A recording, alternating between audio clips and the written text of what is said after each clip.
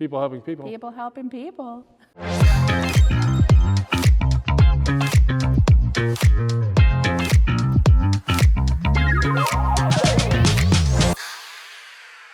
I didn't realize that bok choy is in the cabbage family. Did you know Yeah, this? I did know that. Just because of kimchi. Oh. So bok choy is considered a cabbage that's often used in kimchi. So can you use the whole leaf in bok choy? Or I do you- believe- Or do you just use the ends or the bottom? Oh, I cook the whole leaf when I cook it. So I've Interesting. used bok choy in a lot of different curry dishes. Oh. It's the flavor profile is more cabbagey than lettucey. Oh, so interesting. it's got more of a meat to it, and it almost reminds me of celeriac in the way that it reacts, right? Like it's got that celery strands in it. So I prefer to chop it against the bias or right across, so that you break all that fibrous stuff, makes it easier to eat. I've used bok choy, I've planted it and utilized it as a microgreen before, but not as the whole.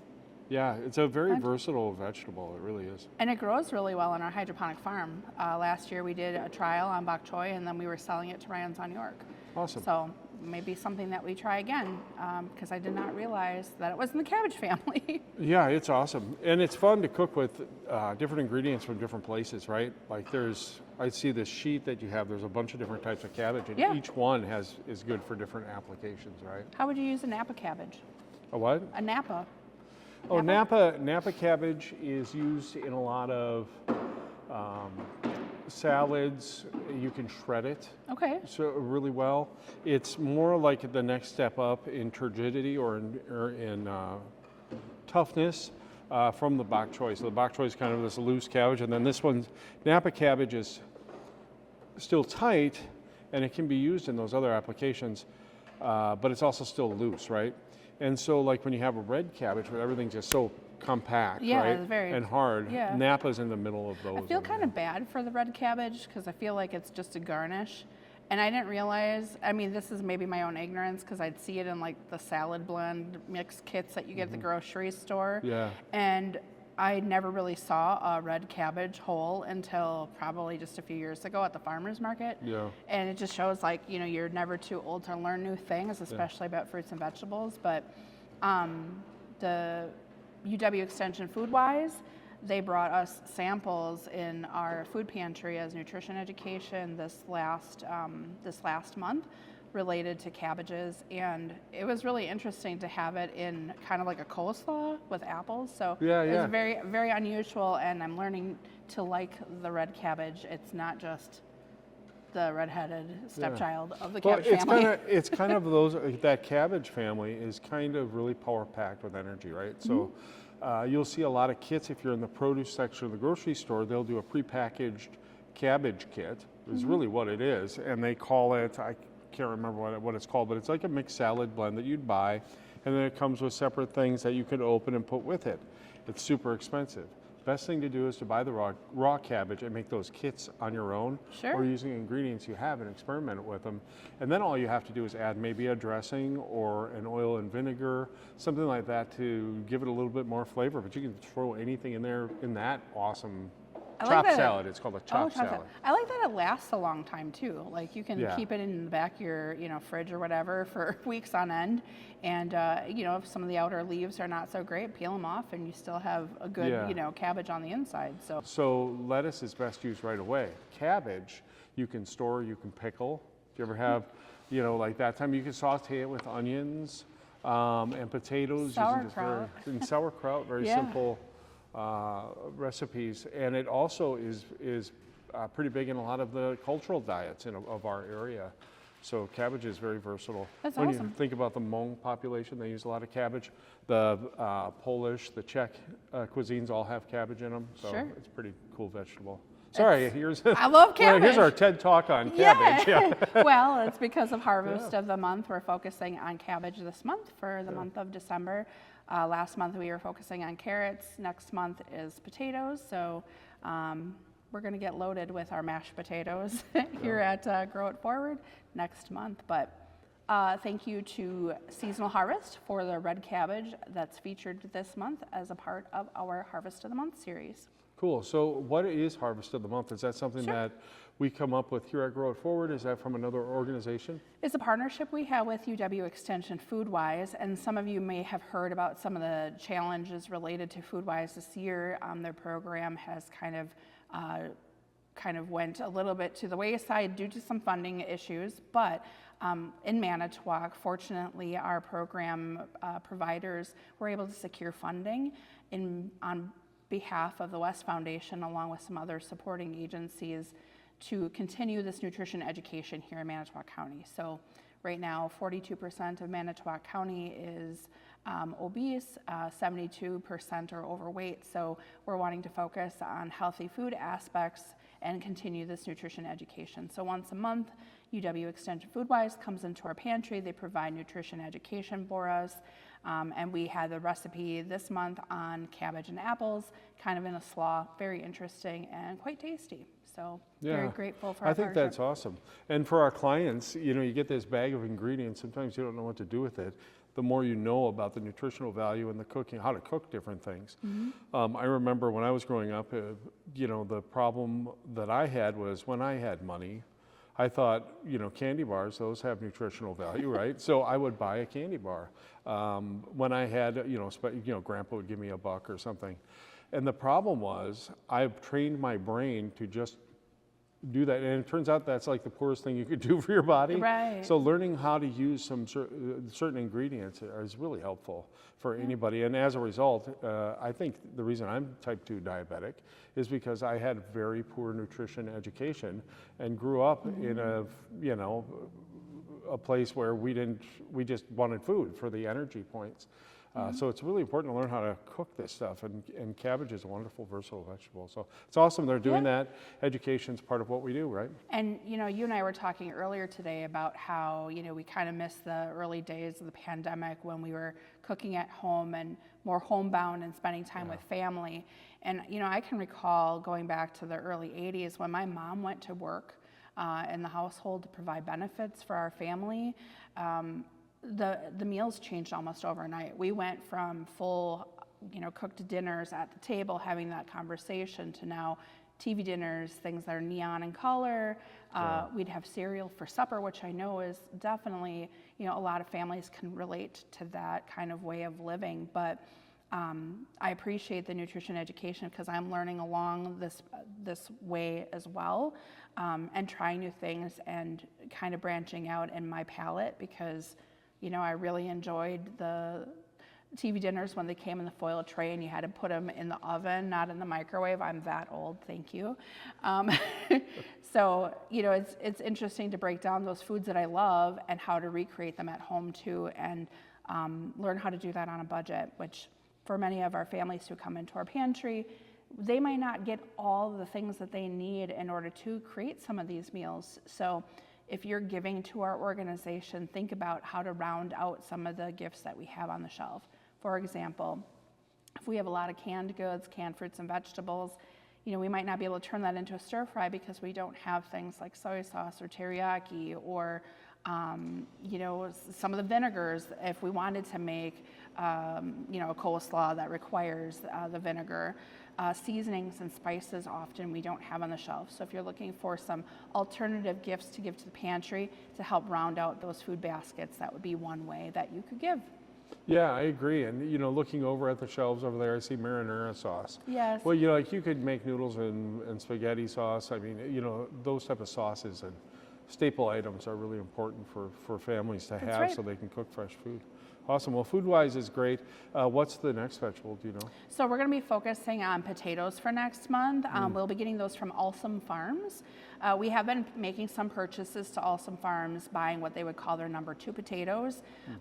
You might not realize this, but you know, in the agricultural industry, your ideal looking potatoes are usually the ones you're going to see at the grocery store. They are perfectly shaped, they have a nice weight to them, they're not disformed in some sort of way. So when we purchase the number 2 potatoes, we actually get them at quite a savings. For example, russet potatoes, we get wholesale off the truck right now for $9 a 50-pound bag. that is a significant savings Wow. compared to going to the grocery store. And we might have a potato that's heart-shaped, like literally shaped like a heart. There's nothing wrong with that potato. It's still full of all the nutrients. It's just not, that perfect looking potato that would be at the grocery store. We do that with other things too. So not just with potatoes, but we've done that with carrots. We've done that with, other bulk commodities. Apples we're receiving also in bulk at a discounted rate. And it's really awesome because it allows us to bring in that fresh fruits and vegetables that might not necessarily be at the pantry or donated to us otherwise. We had carrots last month we were focused on. We got those from Wilford Farms, so thank you to Wilford's for providing that for us. And then we've, again, done the cabbage for this month, which is from Seasonal Harvest. And we're going to continue this series all throughout the year, different harvest of the month. Yeah, I think it's great because, like you just said, throughout the year, it's important to be able to eat seasonally as well. So, like like my wife loves blueberries on her yogurt every morning. I like to buy those fresh and locally when they're available. The ones in the grocery store sometimes are good, but learning how to eat around the seasons is really important too. So a lot of root vegetables and stuff in our time right now, potatoes, this is very helpful stuff. There's a lot of learning about fruits and vegetables, specifically blueberries. I think about the fact that they prefer to grow in acidic soil. So for here, if we're wanting to plant blueberries, it's really hard to get a crop unless you acidify that soil. One of the ways you can do that is by adding vinegar to your soil. So if you have a blueberry plant or a bush that you're raising in a pot itself, you can kind of control a little bit more what you're adding to the soil in order to get it to fruit. There are some blueberry producers in the state of Wisconsin. They're kind of in the upper northwest side of the state. And then of course, if you are traveling into upper Michigan, a lot of the wild blueberries, which are phenomenal. If you've not had an opportunity to travel to upper Michigan and harvest your own wild blueberries, there's nothing like that flavor. I don't know how else to compare it. It's like the best blueberry syrup that you've ever had in your life, and just experiencing that. So I definitely recommend traveling for food too. Just because it's not grown and produced right here in Manitowoc County doesn't mean that it's still not a viable agricultural product of our state. You may just have to travel for it. Other thing too, if we've been around the holidays now, cranberries grown in cranberry bogs. If you've not gone past the area of the state of Wisconsin where they actually are producing cranberries, that is also a really interesting process. They grow on these bushes and then they flood the fields in order to get the berries to come off the plants. It's really quite special process and very unique to this area. Also, going back to the carrot situation with the Wilfords, they really developed a technique to grow in sandy soil. And that is a really special thing because they taught other farmers across the state of Wisconsin how to do the same thing. And they're one of the largest carrot producers for co-packers such as Lakeside Foods in the state. I think like 5%, I read in a recent article, of all carrots produced for co-packing in the state of Wisconsin come from Wilford Farms. Wow. So it's an amazing thing that we have agricultural history here that's so deeply rooted, no pun intended. Or maybe there is a pun intended there, I'm not sure. And I kind of geek out about this stuff. I really love to get to know where our food comes from, to develop those relationships, and to help support our farmers because, they're experiencing all different things, whether if they're selling, their commodity soy and, all the fluctuations that happen in the market with that. Of course, the weather, they don't have any control over the seasons and how the snow is going to fall and if the rain is going to come at the right time. And, they go through these different things. And I have a lot of respect for where our food comes from. It's also rooted in my own family. My great-great-grandparents were potato farmers. They had owned 4 sections of land. That's a gigantic farm. I can't remember how many hundreds of acres are in a section, but I know that it was a very large farm. And before my grandmother passed, she shared with me things about the proper way to plant a potato in order to get the most yield. And those are, these lessons that I take with me when I plant my own garden at home, when I plant my own potatoes, so that way I can have a fruitful harvest. And I just really appreciate the interconnectedness of our our history. You know, a lot of us are separated 1 to 2 generations away from people who grew their own food for their entire sustenance. So I feel it's important to carry those traditions, to continue to break bread with your family, to make meals, and to celebrate the food that we have in our community and within our culture.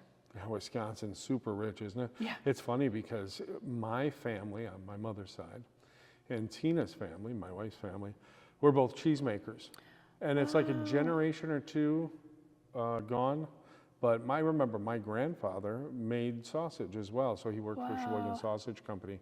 And That's those so cool. skills are important to keep. That interconnectedness with the land that you actually live on is so important. So we're going to be talking on this show in the future to farmers and to people who are contributing to the local food landscape here, and hopefully able to inform other folks where to go to get the good stuff, right? Yeah. The secret sauce on how do you source local foods, and we can help them with that. And too. they love sharing their knowledge. I mean, that's just the way. It's not like a highly guarded secret, how to plant potatoes or how to plant carrots or how to make sausage. Those are things that we pass down through conversation by sharing. So I highly recommend, if you're not visiting farmers markets, to do so. They love to share their expertise there. Also, there's many farm stores around the area as well. Misfit Farms has their own farm stand. Sullivan Family Farms has their own farm stand. Wilford Farms has their own farm stand. And also, many farmers will invite people to come to their farm to see what they're doing and be engaged in their agricultural practices. So definitely check them out. Well, thank you so much for joining us today. And as we talk about so many of the different things we do here at Grow Forward, and one of the things that is a constant is food education. So we look forward to talking more about that in the future. And if you want to support our cause, you can visit us at grow54220.com. It's our website. You can give us a call at 920-645-9467. I'd be happy to take you for a tour.